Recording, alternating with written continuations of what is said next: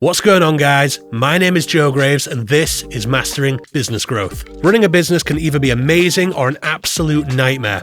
So on this show, I speak with people who are killing it in business, and I find out what it really takes to succeed. If you think you'd be a good guest, then drop me an email at joe@innersound.media.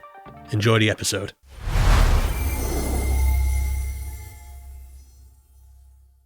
So when you're influencer-led, it's all good and well, but your product has to live up to that hype at the same time, or it can go from there to there quite quickly. Did you ever see the South Park episode about cred? No, I didn't see that was on there. It's exactly that. It's Prime, but it's like cred, and it's like, like cred dealers, Cred dealers.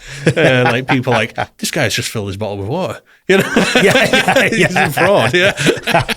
Well, it's all right, mate. There's no real start to this, so we'll just jump in. Go for it. This show is called Mastering Business Growth, and the premise is I'm trying to get free business tips by speaking to people like you through the lens of what you do. So please, can you give us a bit of an overview, who you are, what you do?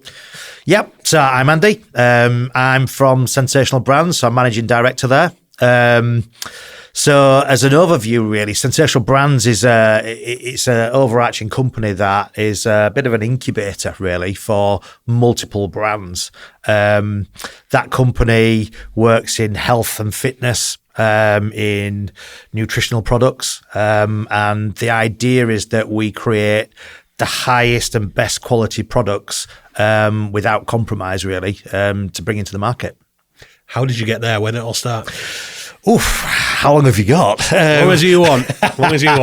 I started as an aerospace engineer at BAE Systems a long time ago over in Hull, sort of Brough way. I moved on from there. I was playing semi-professional rugby. I enjoyed my fitness.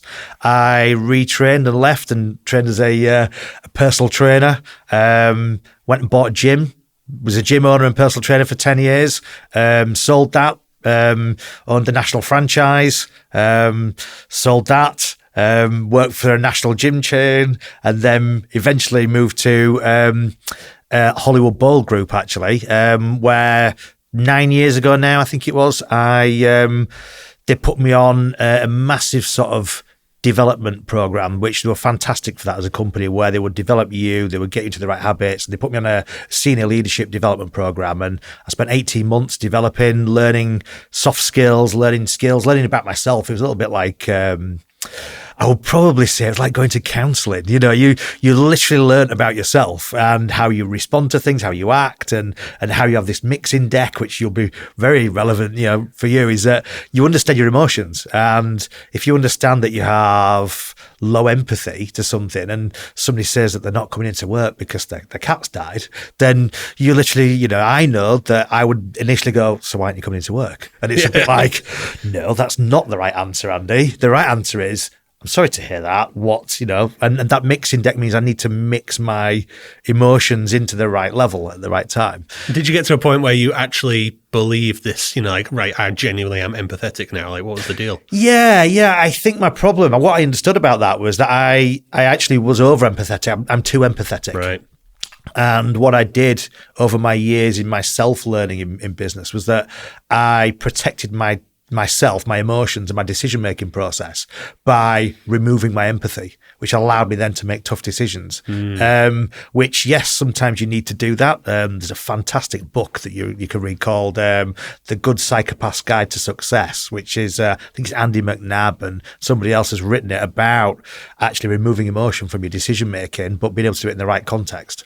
So sorry. I will read that. Yeah. Say read, I'll listen. I'm an audiobook guy. Yeah, I am as well, actually. But that was a book, and you remove that, so you learn about yourself, how you respond to things and how you act. And that sort of put me on a bit of a journey of self-development, self-learning.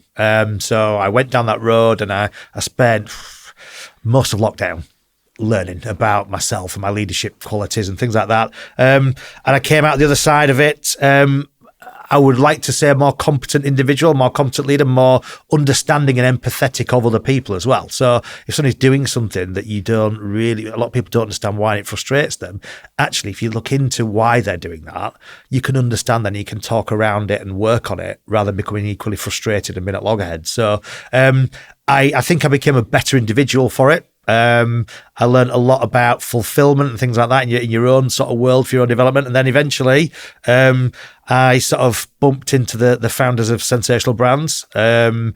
Spent probably about 18 months, 2 years chatting to them about what my interests are, how I work, how I operate, things like that. And was this with the intent of working for them? Not really, no. It was just, we just got on really well because I was interested in sports nutrition. I was interested in business. They were a sports nutrition business, and it was very much like, great. And I would give up as much information as I wanted because it was a real interest of mine. So fired loads of information at them, and they were coming back with questions, and we got on really well. It then got to a point where they needed somebody to sort of run their business for them. So about 6 months ago now, I started running the business at Sensational Brands. Hollywood Bowl is where you were at when we first started speaking. Yep. And I think I might have even seen you in there once because I think we were maybe chatting. And as I was saying before, me and my brother, we love it there. Yeah. Sam more than me, because his two favourite things in the world, 6 months ago at least, were bowling and Guinness. And he was like, oh my God, I can get them both here. This is amazing. Whoa. Yeah, so I mean, that sounds like you put a hell of a lot personally into working at Hollywood Bowl. Yeah. What made you decide, right, time to move on? It was, I work on what I was probably touched on earlier on, is fulfillment. I used to be a person that, people might be surprised at this. I used to think I was better than I actually was, surprisingly enough. Dude, me too. You don't say. Yeah. Well, welcome to my world. There's two of us. In the same room.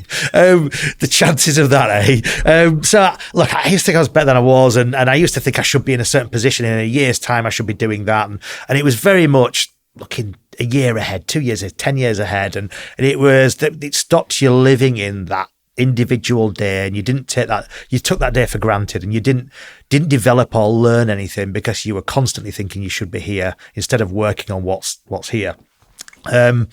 Through that, I started learning fulfillment in myself and looking at day by day basis. So I don't go to work to retire. I'm not working to my retirement. I'm working because I enjoy it, and there will be a day that I probably have to ease off. But I'm not working to a date or a deadline.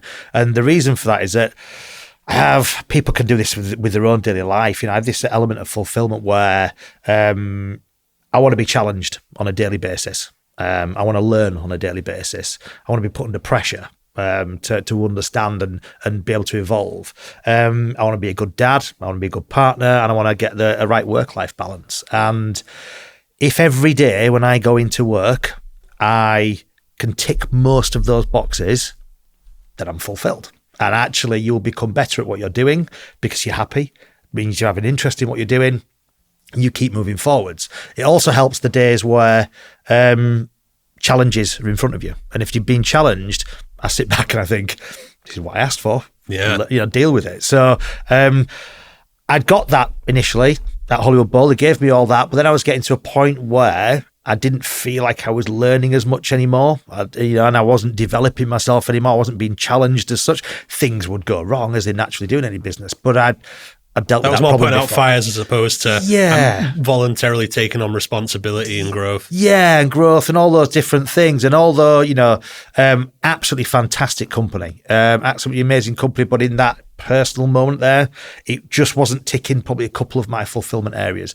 Great work-life balance. It allowed me to do all the things that I probably needed to do, but actually, was I being challenged or was I learning anymore? And I'd got to that sort of sticking point that I wasn't. So, I could have stayed in a very secure job for a very long time. But to me, I wanted to be challenged and I wanted to learn and I wanted to develop. So an opportunity arose for me to do that. And I decided that was the right choice for me. And I am developing, I am being challenged, and that's the main thing I wanted. Do you know, that's not spoken about enough. People don't often realize you can be entrepreneurial within a company. A lot of people seem to think it's black and white. You are an entrepreneur and you go start your own business. Or you just work for someone and, like you say, you're working towards a deadline, you're getting it done. Like, what's the deal with that?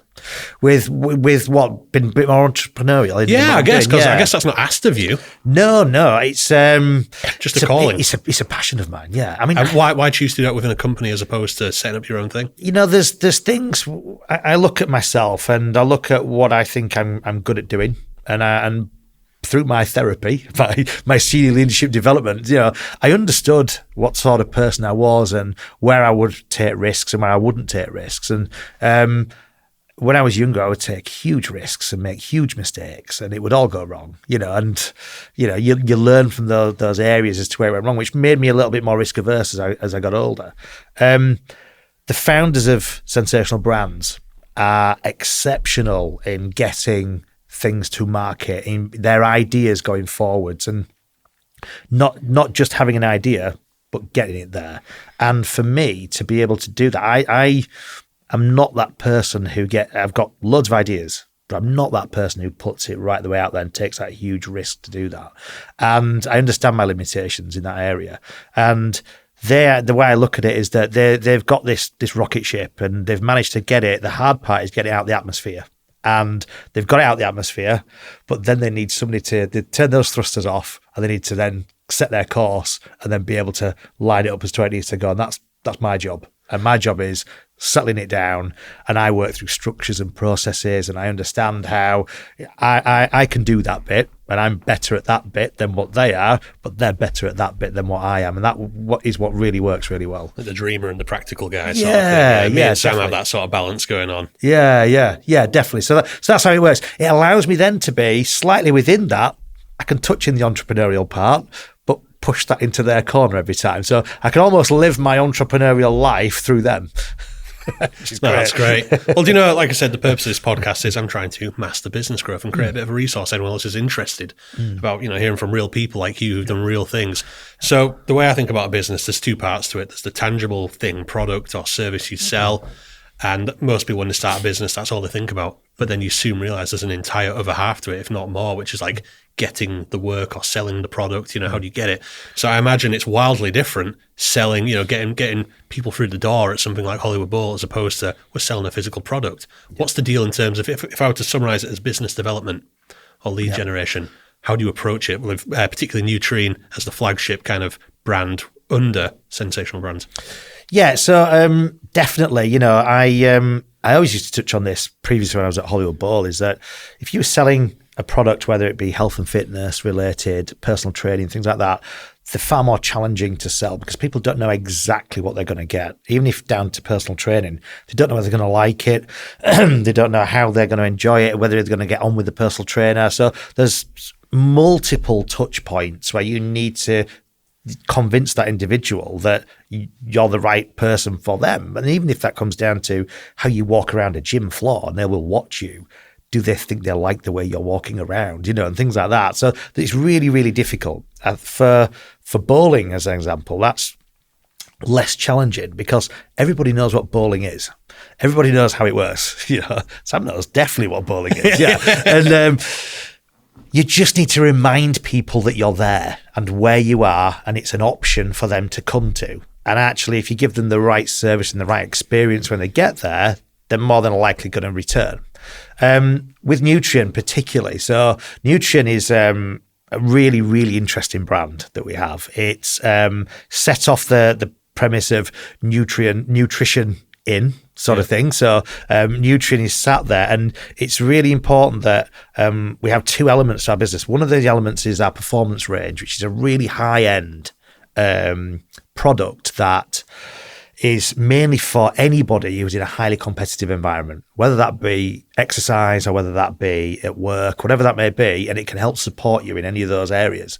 That is almost like personal training, where you are going to need to educate individuals on this and help them understand it. So it takes a lot of work and time, particularly with Grace, who does that, who's in my marketing department. She is managing, understanding people, what they need, what they want, the demographic of the individual, and who we aim this at, because talking to everybody is talking to nobody, isn't it? So we need to really sort of laser guide that into the right individual. So she'll spend time. There will be surveys, there will be questions, there will be sampling sessions, and it's trial and error, a lot of it, because it's a completely unique product. It's actually like a bit of a leap of faith, isn't it, when you start to niche down? So it's like, holy shit, I'm going to miss so many people. Like we've done a similar thing recently where we basically just promote that we do podcasts. Yeah. Although we do audiobooks and stuff like that. Came from music.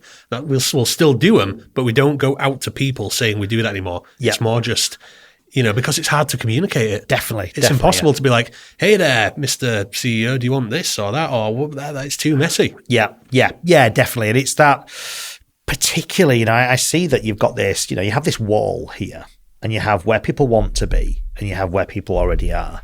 And how are you going to get them over that wall? And what you need to be able to explain to those individuals is how I'm going to help you get there. And what I'm going to do for you, and what my product, whether it be a podcast or whether it be a nutritional supplement, how am I going to get you there, and what does my product do to help you on that journey? And that's how our performance range is. That's how we are spending a long time. And we don't expect this to be an overnight sort of thing. We expect this to be a good few years. And we're working a lot in the background with a lot of professional race drivers, sports teams, the high performing athletes that are loving this product, but it's at their niche, and that's where people don't quite understand it yet, which is fine. We get that. So it's going to take time. They're similar to selling your personal training. We also have our completely 100% clean energy drinks. Everybody knows what an energy drink is. Everybody knows what bowling is, yeah? And it's very similar sort of principle that... There's already a market for it. There's a market there. We know there's a huge market. We're very disruptive in what we do because we see from, particularly now, the way that I buy into this is from my background of health and fitness, and try not to laugh when I say this, but I know I don't look this old. You're laughing. Stop laughing, Joe. I know I don't look this old. Let's try again.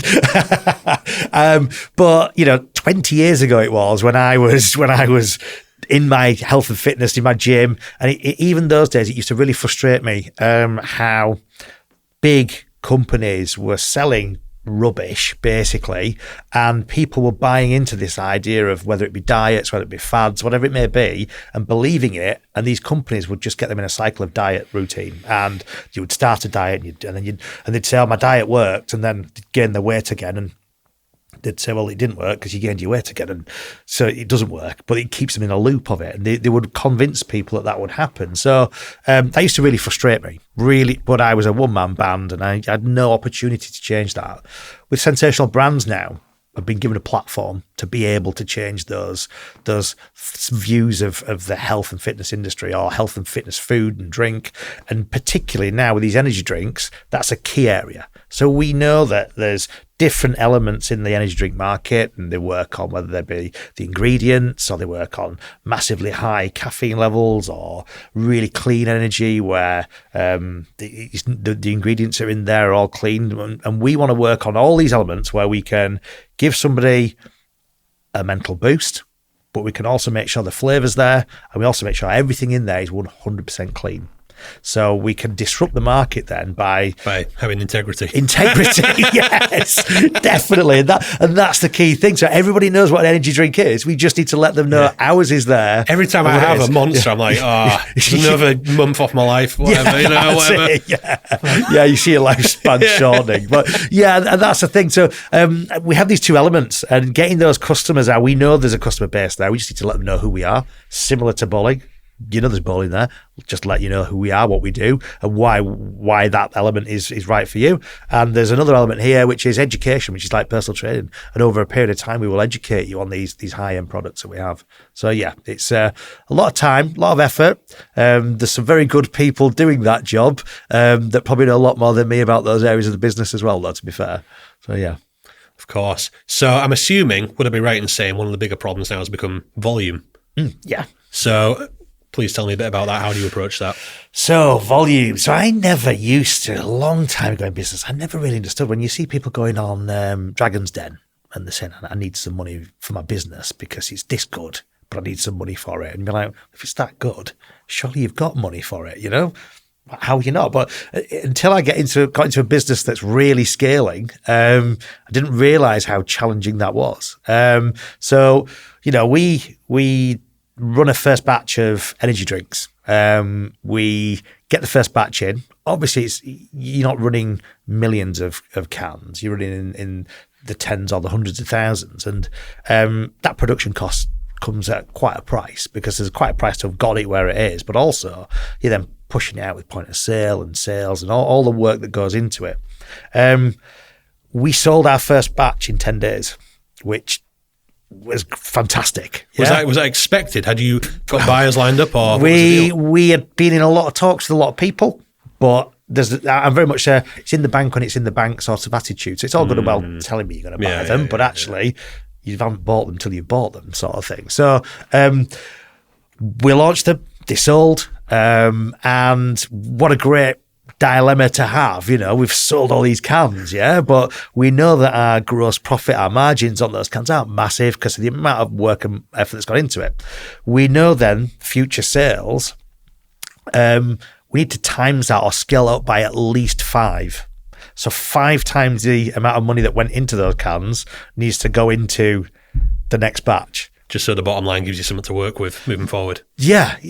So it's got that. But then how do you get that funding? How do you then? Because the money from that isn't going to pay for 5 times that. So what are you going to do? So it's about continuous investment. It's about continuous development, because as your business continually scales, even if you scale up then to a million and then 2 million and 3 million, there's still a bigger world to scale again. Level 2, level 3, level 4, and it doesn't end there, because there's a UK market, but then there's an American market, there's a European market, there's a Australasian market, so and where does that end? And although you might scale to a certain level in the UK market, in America it's just a completely different sort of level. So there's it's challenging.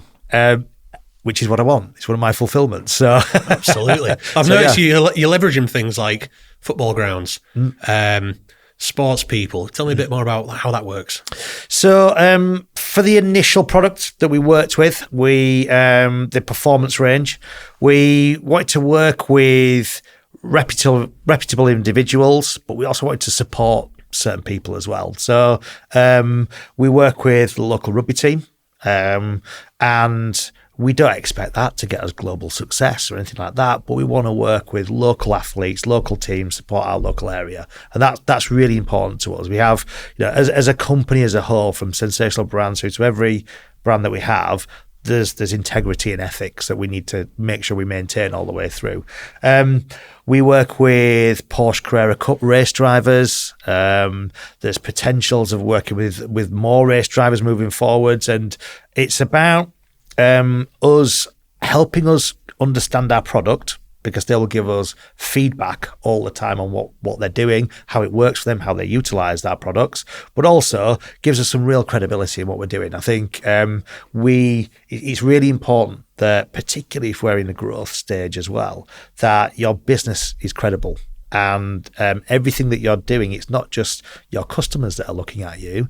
There are retailers looking at you, there are investors looking at you, and they want to see certain things. And you've got to make sure that you're ticking all those boxes in the right areas that they need you to, basically. So yeah. Do you ever find you need to keep a firm eye on trends to kind of dictate how you go about marketing things? Yes. Yeah. And I was probably going to come in here and say I was going to hit you with my Riz and stuff like that, No, but yeah, definitely. So yes, we do, and I think it's really important, to keep with the program, keep with what's happening, and it doesn't mean that you have to change your whole marketing approach, because you can have a constant line of what you're going to work on. And I was only chatting about this yesterday with my marketing department as to, at the minute, where you're in a phase of development and your growth, and there's probably around 60% where we can really channel on what is our underlying marketing and how we're going to do that, and we're going to get out and about and talk to people and do all the different things that we're going to do. We need to reserve around a 40% area space for people that may be retailers, what they might be looking for, or what investors might be looking for. And it's a case that you retain those areas and make sure you can adapt accordingly quite quickly. Over time then, that, like anything that I sort of say, is that nothing's set in stone and nothing's going to stay the same forever. So we need to then understand that in a year's time or 2 years' time, whenever that might be, when we settle into a rhythm, actually that might change to an 80% underlying marketing line and 20% for adapting to trends or requests or whatever we believe we need to all the time. So, but it's absolutely something you keep a finger on the pulse of. Yeah, definitely. Yeah. I have people who know a lot more than me about those things. I'll just say because a lot of other businesses might just randomly, it's not part of their kind of foundational marketing approach, but occasionally be like, oh, everyone's doing that thing. Oh, let's do it this one time. And they don't really have a clue how to keep an eye on what's currently trending. No. I'm very much a planner. And I'm very process driven, and I'm very structured in what I do. And I love people, but people think marketing is about putting adverts out there all the time, and marketing being structure about how your business is going to be portrayed and how you're going to reach the audience and the understanding of it. And it's education for people at times. And we have a really clear month by month plan, structure, how we're going to work, and then having that space available to us to adjust and adapt, and how is that going to fit into our rhetoric as to what we're trying to sort of communicate. So it's, only the other day I think we're doing something where I was talking about the products, quite seriously talking about these products and what's in them and how they operate and how they work. And then I'm probably going to then do another one that literally talks about Gen Z slang, saying exactly the same thing, but in Gen Z instead, and compare them both. And just have them go, translate. Just for a bit of fun, and really make my kids cringe. Yeah, of course, yeah. Well, do you know what? Let's talk a little bit about operations. So, again, referencing back when Hollywood Bowl, you'd be thinking about things like, is the place looking clean and tidy? Yeah. That's not really a thing you'll be thinking about on the day-to-day now. What's the deal with selling a product in terms of operations? Yeah, it's great. It's really good because what we're doing now in this business is nobody's done what we're doing before. They've set up health supplement companies and things like that, and distribution and all those different things. But actually, we're learning so much more in the way that we're doing things, whether that be in the energy drinks, in the performance range, in our white label, the different area of the business that we have. We're forging new paths all the time. So there's no blueprint in what we do. So I'm creating structures, I'm creating process, I'm creating day-to-day ways of working, and to be able to have that freedom to be able to do that in effectively someone else's business, but actually operating like it's your own business, and have that be able to bring everything that I've learned and put that into place, into processes, is really sort of, again, fulfilling and really good. It's never going to go right first time. It's never going to be taken on board instantly, and it's never going to work instantly. And it's then, the challenge being in your skill set as a leader in a business, how are you going to convince people to do that? How are people going to want to do that? And how are you going to convince that having a meeting every Monday at a certain time is the right thing to do, because it's not, they might feel it's death by meeting sort of thing, and we're having a meeting about our meeting next week or something like that, and how do you make those things that people don't see? I'm not saying people in the business I'm in, but a lot of the time it's been a challenge in my past that people don't see the benefit of a meeting for just one meeting. But actually, after a series of 4 or 5, and where you're creating outcomes and you're creating clear lines of communication, actually they start to see those benefits. But how do you get them to get into that routine to begin with and make it so there's just things that on a daily basis of routine, structure, process. And what's really fulfilling is seeing people thrive off the back of those processes or structures. That's a real sort of eye opener, but really, really good to see as well. And does that tie into keeping the high standard across all the brands within Sensational Brands? Definitely. There's a certain standard. Good enough isn't, so to speak, and we don't work on good enough. If it's not right, we don't do it. Like anything, you should be. And I'm not saying, that I've been victim in the past of wanting things too perfect and then not doing it because it's not perfect. We thrive or strive for perfection, but actually we know that we can always be better. And you can when you do well, you can always spend a lot of time patting yourself on the back, but don't spend too long doing it because you can always improve. And that's the way we look at it. We always want to celebrate success. We celebrate, and you should always look at where you've been and where you are now, how you developed and how you've progressed, and well done for that. So what we're doing next. And if you can create an open environment of there's a no blame culture. So if something goes wrong, it's gone wrong. We expect it to go wrong. So what we're going to do to fix it, and how we're going to do that. Let's do it. And there's non-negotiables in what we want to achieve, but we expect there are going to be barriers. So how are we going to overcome those barriers as a group, as a team, as a collective? And everyone has a voice on that, and be able to work towards those goals to keep those high standards.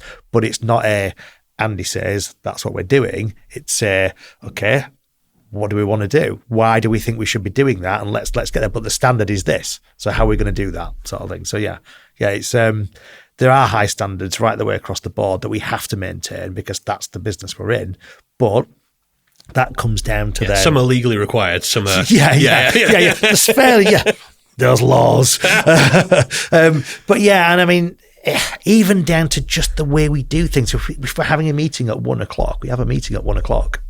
It's not a case of, I'll have it 1:30 instead, or there's 5 people not turned up on, or whatever it might be. It's, if I mean at 1 o'clock, I'll have it at 1 o'clock. Yeah. If we need to change it, we change it. That's what we do. We're either going to do it or we're not. And that's the key thing. And if you get into those right mindsets in your workplace, everybody likes process, everybody likes structure. We get into the right mindset as to what we're doing. There's timeframes, deadlines. And if we're not going to achieve those, then we talk about it and we find out what the barriers are and we do everything in our power to achieve it and go from there. So yeah, definitely. We work to standards, definitely. You have I don't know if this is the right term, white label division at Sensational Brands. Is that the right term? Yeah. Tell me more about that. So white label, if people know what that is or don't know what that is, it's a part of the business where we use our intellectual property and we produce products for somebody else. So we have a vast network of producers, manufacturers, recipe developers in different areas of like a production line almost. Yeah, definitely. Yeah. People that don't know but they've got an idea can tap into your production line effectively. Yes, definitely. And that's what they can do. And we work to that same standard of everything that we produce for ourselves. We expect that to work in a white label business. Because I imagine there's loads to figure out. Yes, there's a lot. Where would you even begin? There's a lot. I didn't know how many things went into an energy drink until I started.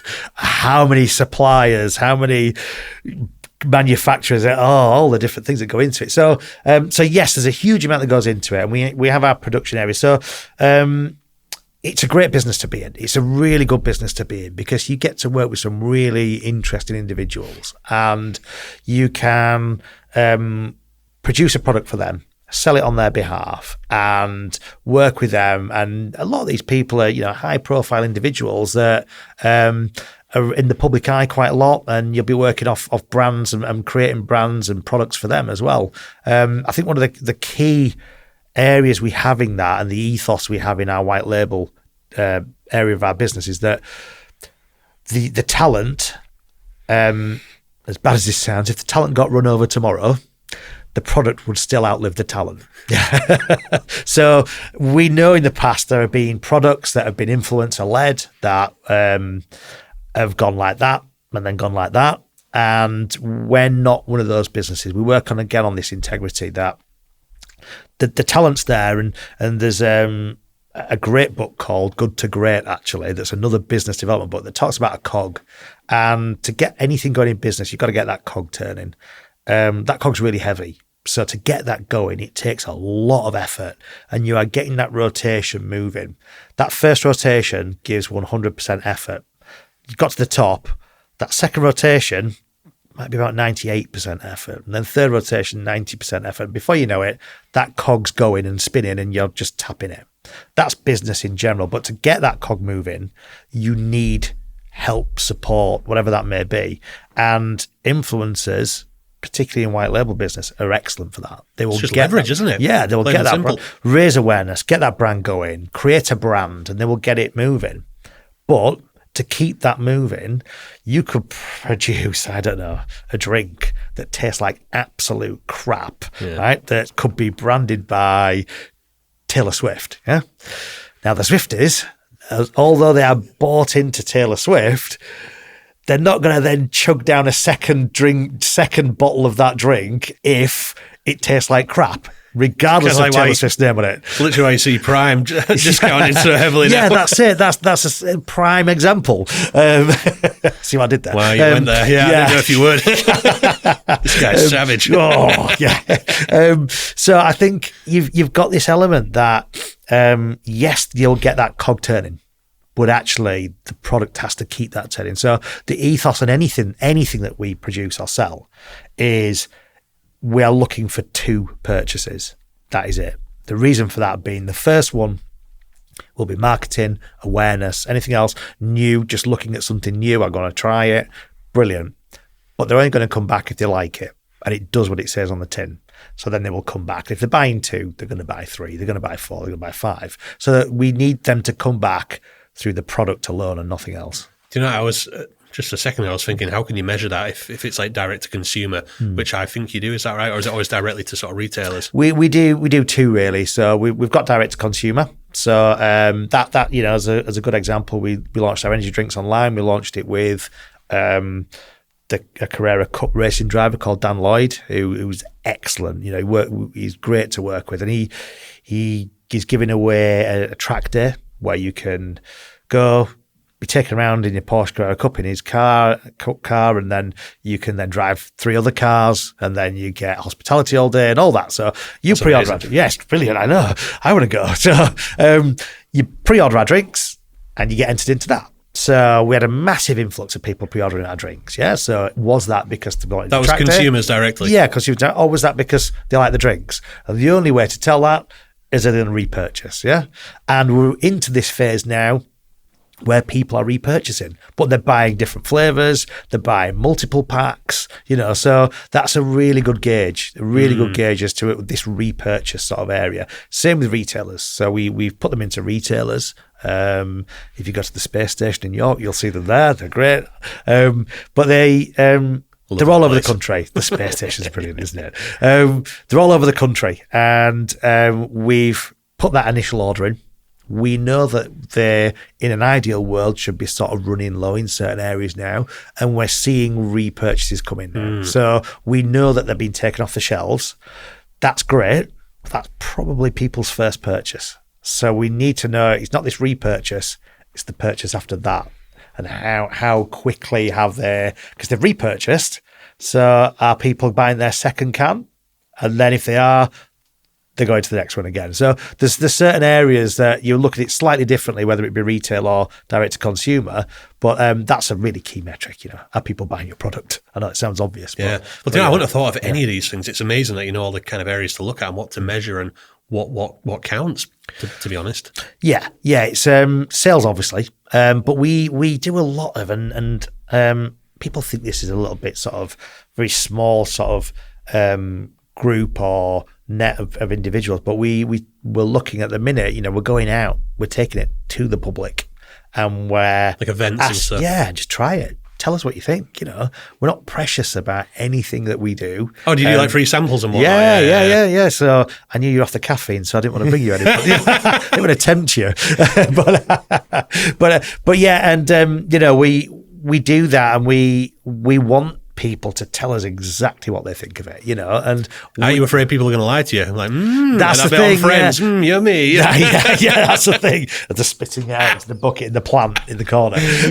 So no, it's look, we're really conscious that you don't have an emotional bias. So you know that if you're selling something on eBay that's yours, you put a higher value on that than the individual that's buying it, because you've got an emotional bias towards whatever that be, you know. So the same applies to the product that you have. We need to be really careful that we don't have an emotional bias towards how we look at our products. So we fact check them on everything against any other energy drink to make sure we are comparing in facts, black and white.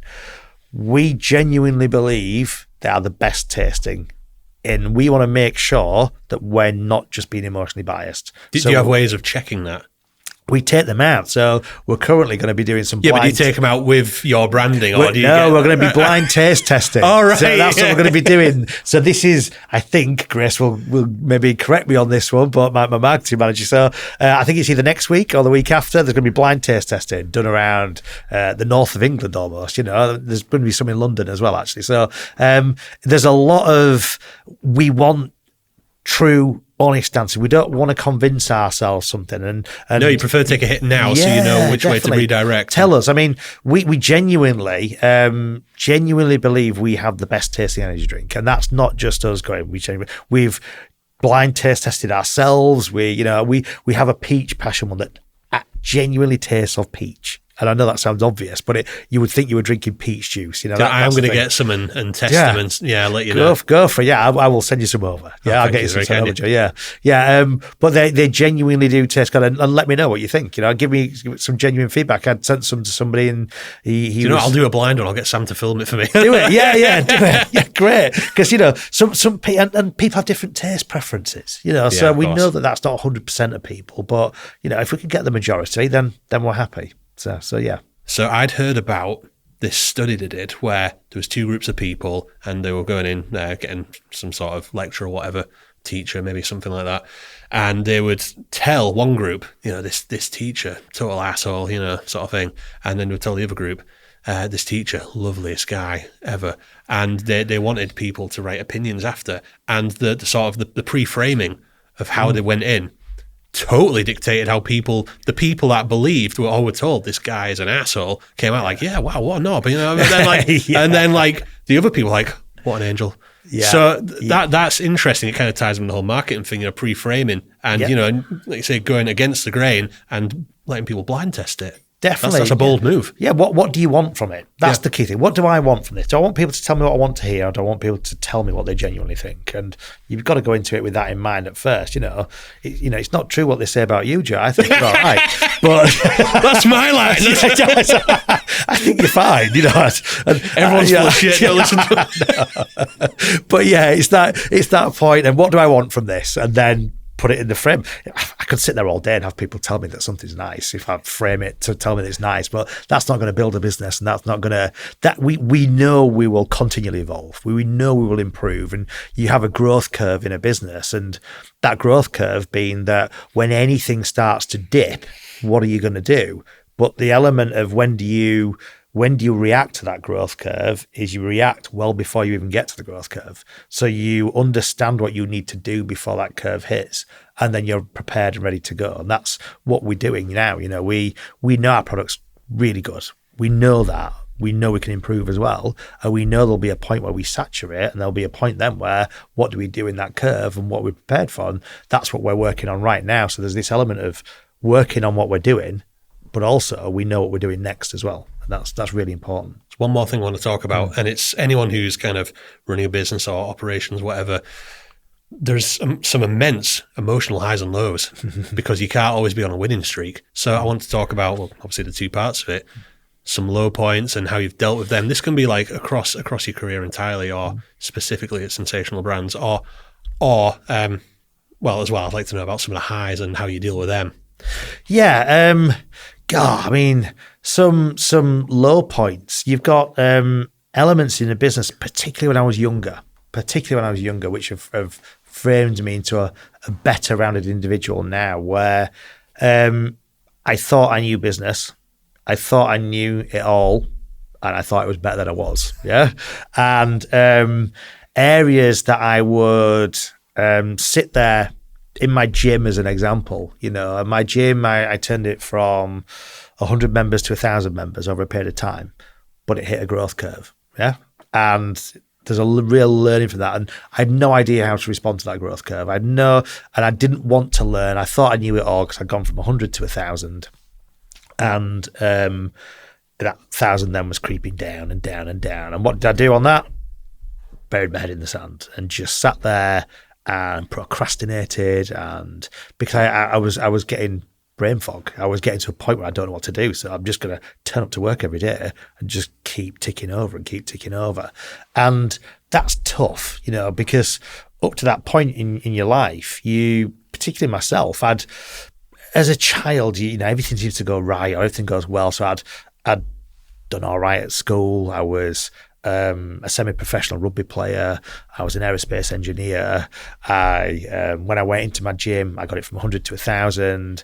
I was runner-up at the National Fitness Awards, not first, I know, but runner-up for Personal Trainer of the Year. I trained A-list celebrities. I trained Olympic athletes. Everything was going well. So I'd never had to really deal with any adversity. And then that happened, and it went down and down, and I didn't really know how to deal with it. And you really lose self-worth. You know, what do I do to get out of this? I'm not I'm not the person I thought I was, I thought I was this high achiever, and actually this has all gone wrong now. And everything I've worked towards and everything I've done, I've lost almost, because what am I doing now? I'm in a gym with 250 members and all this. So it was really tough. And you tend to beat yourself up quite a lot. You tend to almost, and I look back and you tend to blame everybody and everything else as well. And there's this firing out there that it's the environment, it's the economy, it's people, it's another business, whatever it may be. Yeah. But at the end of the day, there's a circle of influence that you have, and that's the thing that you need to work on. So that's tough. And I think anybody who has adversity actually 99% of the time comes out of it stronger and relies on that adversity to learn to be better and not to go back there again. If you don't have those lows, you are never going to get the highs. You don't feel the high unless you've had the low, sort of thing. So that was tough. And I spent a long time coming back. And that was a big decision in me going to Hollywood Bowl, to be fair, was that I could go somewhere. I understood that I needed to learn. I needed to be better at what I was doing. And I needed to be able to adapt. And I did. And I went to Hollywood Bowl and I put everything into practice that I thought I wasn't doing previously. They put me in the flagship centre, which is Leeds. It doesn't mean much to anyone who doesn't manage a bowling alley, but it's an L shape. So it's the most challenging one that you could have. Biggest floor space, big in challenge, because it's an L shape. You've got to manage it round a corner, basically. So it's challenging. It wasn't performing very well. It was on its knees. It hadn't had a manager for a long time. I'd never been in bowling before. I'd never run a bar. I'd never run a diner. I'd never run an amusements. I didn't know anything about this business whatsoever, yeah? But I was put in there. And in the first year, because I never wanted to go there and I needed to prove to myself, I'd turned this around to be one of the top performing businesses in the company. I was centre manager of the year. They sent me to Florida for a week to go to the biggest amusements convention, just play amusements all day and all that sort of thing. So it was a real achievement, yeah. And actually, the achievement and the things that people see on the outside of it, that are the awards, the well done, you're centre manager of the year, all that sort of thing, sort of pales into insignificance, because you've gone from this, what you think is your lack of self-worth, up to something that that's not just happened. You've actually had to work towards that, get rid of your demons, push things out the way, and actually do what you believe to be the right thing. And it turns out that it was. And that gives you not just more self-worth, but more confidence in business, more confidence in your decision-making, and more confidence in going forwards again, learning more, developing more. What more can I do now? My own growth curve. What can I then do now to kick on even further? So yeah, but you don't feel a high unless you feel a low. That's the thing. So both necessary. Yeah, definitely, mate, definitely. So yeah, and to me, I'm a huge believer, absolute huge believer in anybody can do anything. Some people just take a little bit longer than others to get there. So I'd read a study about high-performing girls and underperforming girls, and there was two groups of them. And the high-performing girls would always ace their test scores, and the underperforming girls would always normally flunk them, basically, or not do very well. They put them into an environment then where they made them all do the same test, but the first 5 questions were almost impossible to answer. And when they came out of the test, they found that the underperforming girls scored higher than the overperforming girls. And the reason being is that the girls who performed really well had never had to show resilience because they'd never failed. So then when they had something that they were met that they failed on, the first 5 questions, that threw them off for everything else. Whereas the underperforming girls, right, it's 5, I can't answer it, right, let's move on to the next ones then. Right? And off they go, and they carried on with it, and they weren't thrown off. So it's like breaking the ego almost. Yeah, that's it. You've got to be able to fail to be able to get that resilience. But if you create resilience in anybody, that means they will keep going until they get there. They will keep going. So they might not be the most intelligent. They might not be the best. They might not be anything. But if they have resilience, they will keep going. It will just take them longer. People without resilience might be really high performing, but you'd be high performing, but what happens because things go wrong? So what are you going to crumble as soon as that goes wrong? So you need to be able to develop that resilience in what you're doing, and you will always go further. It's about the journey. It's about that, not just the destination. It's about that journey and getting there. That's the key thing, really, I think. I'll tell you what, if I had jacked this in every time things didn't go my way, I would not be sat here right now talking to you. That's it, mate. It's always going to go wrong. And I always revert back to my fulfilment. Yeah, as in I want to be challenged and I want to learn. So when I sit there and you're like, oh my God, I could deal with this.